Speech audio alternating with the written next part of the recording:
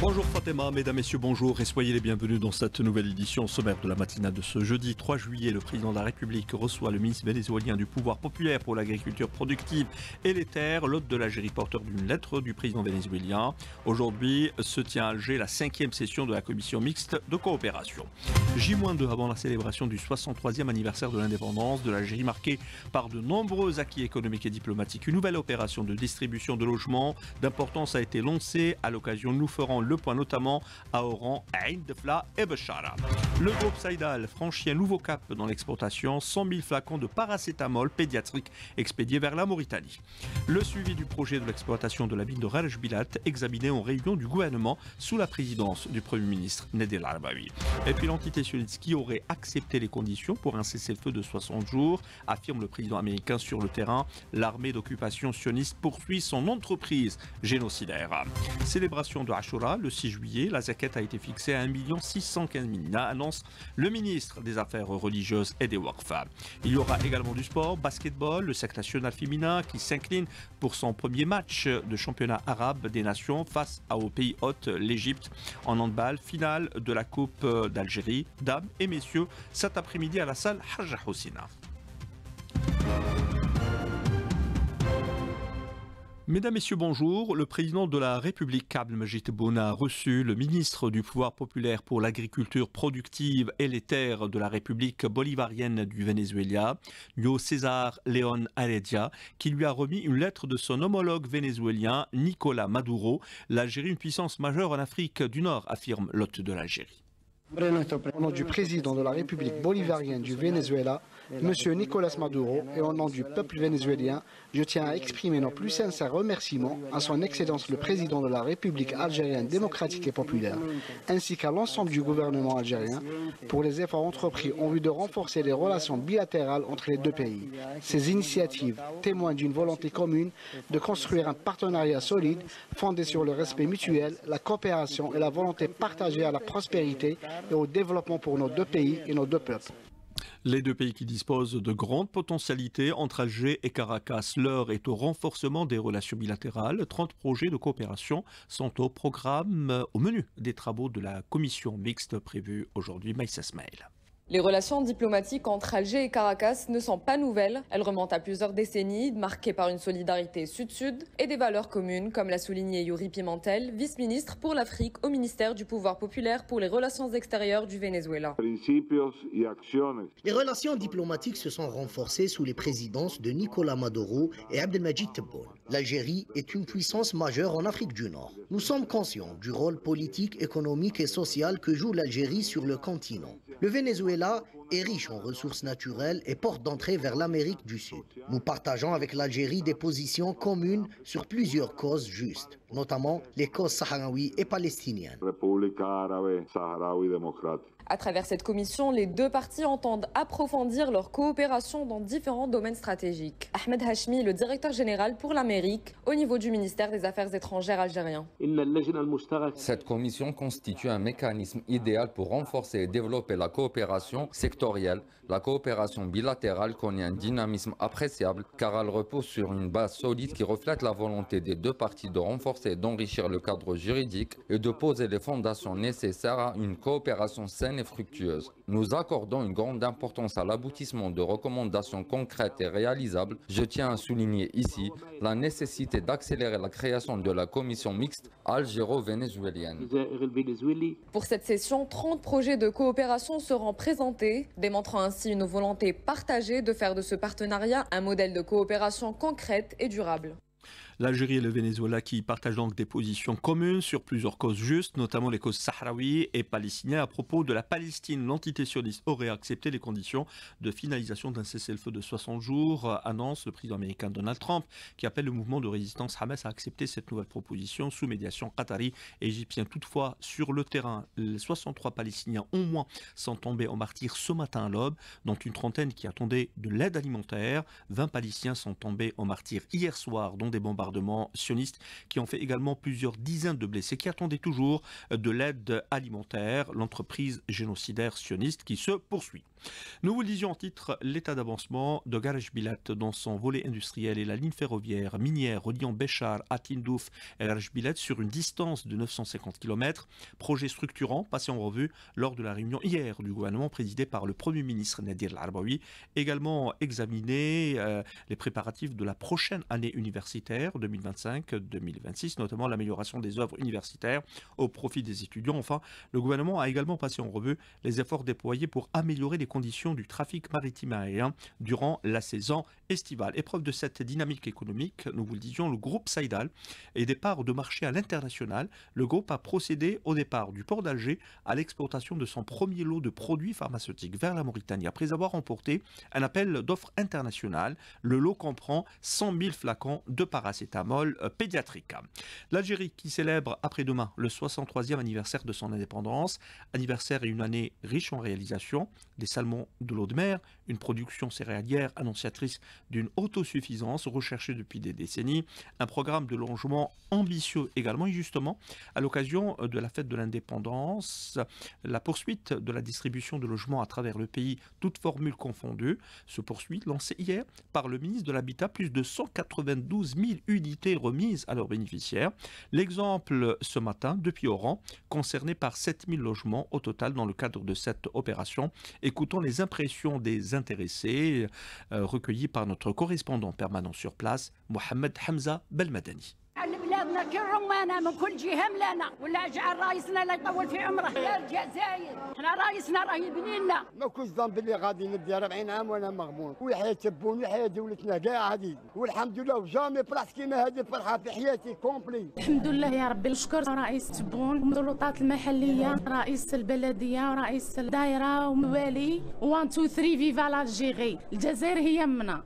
Et autre exemple ce matin, toujours, Aïn Defla, Rima Rahmani, notre correspondante permanente sur place, a recueilli pour nous ces témoignages.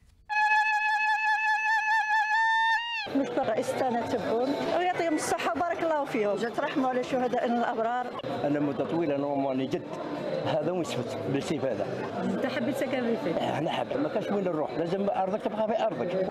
Et à l'occasion toujours de ces festivités, cette cérémonie, à l'occasion du 63e anniversaire de la fête de l'indépendance, présidée par Leïla Aslaoui, présidente par intérim de la Cour constitutionnelle, le compte rendu de Sofia Boukacha.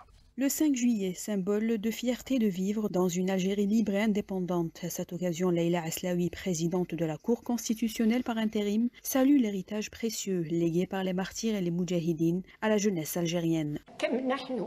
Nous sommes fiers de vivre dans un pays qui s'est libéré de l'emprise du colonisateur. Nous sommes aujourd'hui dans une Algérie nouvelle, face à de nombreux défis. Pourtant, nous sommes convaincus que vous avez laissé un grand héritage à la jeunesse et que rien n'est impossible. Rien n'est insurmontable lorsque la foi en Dieu est forte et que la loyauté envers la patrie est une valeur noble.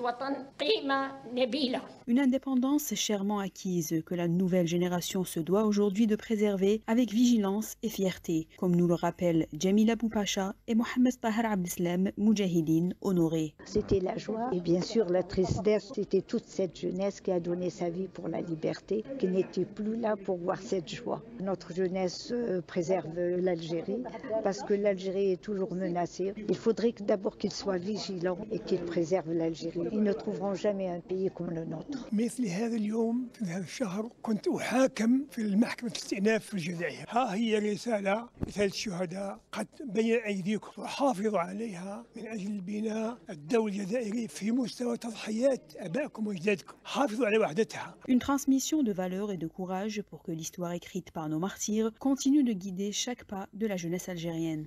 Et de son côté, Mohamed Hassan Zridi, président de la Commission algérienne de l'histoire et de la mémoire, a rappelé que la Constitution algérienne protégeait les symboles essentiels de l'État, dont l'hymne national.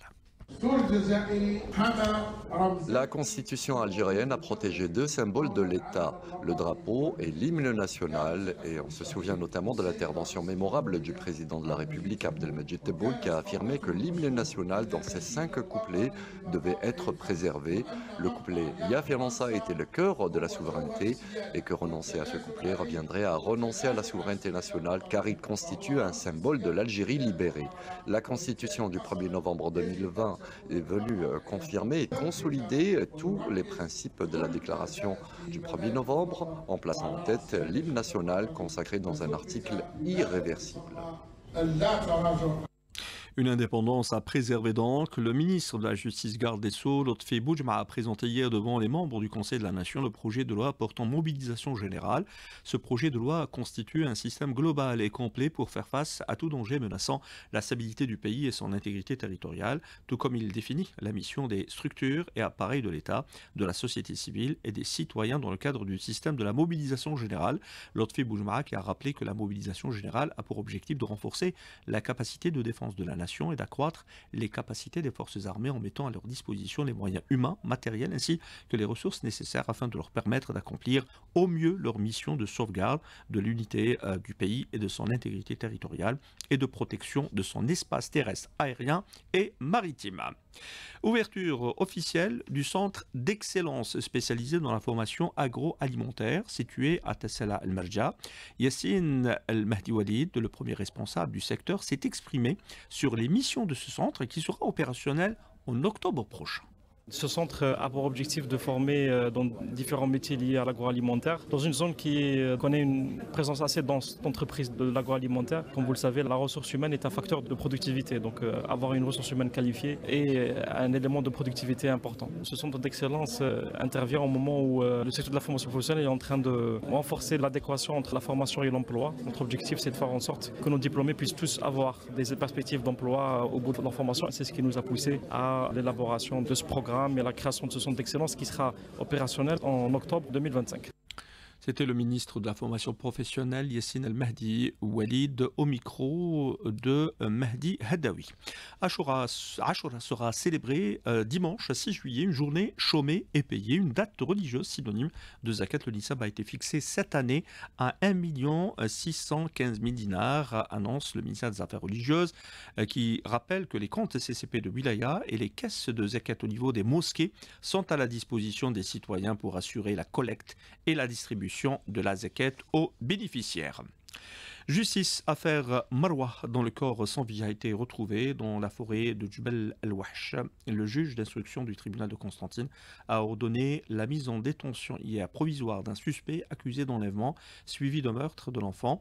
La poursuite des investigations a abouti à la mise en évidence d'un crime d'enlèvement et de meurtre. Le suspect a été présenté devant le procureur de la République et poursuivi dans le cadre d'une demande préliminaire d'enquête judiciaire pour les crimes d'enlèvement d'enfants par incitation ayant entraîné la mort de la victime et son assassin. L'enquête continue pour les circonstances du drame.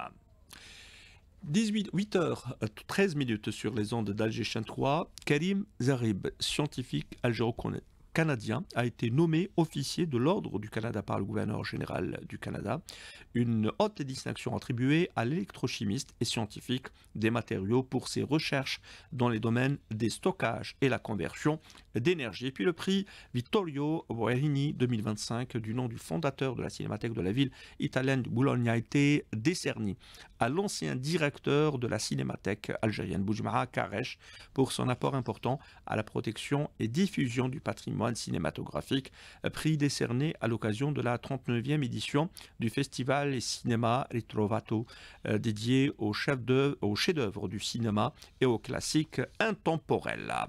Nous arrivons à notre page sport du basketball tout d'abord avec le 5 national féminin qui s'est incliné pour son premier match au championnat arabe des nations 89-54 face au pays hôte, l'Égypte.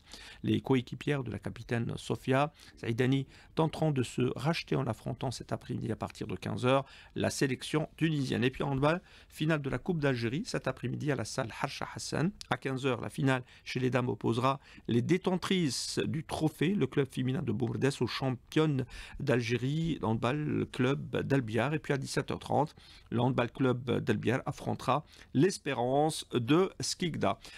Tous les détails tout à l'heure avec notamment notre collègue Rostom Yahya Shrif. Tout de suite, la page météo, les couleurs du ciel avec Fatima Charef. Très bonne écoute.